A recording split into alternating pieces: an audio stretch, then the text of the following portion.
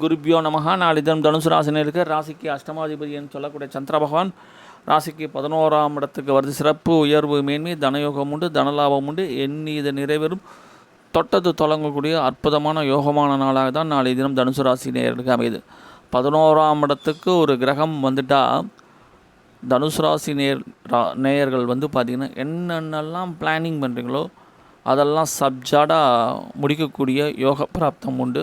அதுவும் ஃபாஸ்ட்டாகவும் பண்ணுவீங்க, நல்லா குயிக்காகவும் பண்ணுவீங்க. யாருடைய நட்சத்திர கால் பாருங்கள், ராசிக்கு 4ஆம் இடத்தில் நின்ற யோகக்காரகன் மற்றும் போகக்காரகனுடைய நட்சத்திரம்.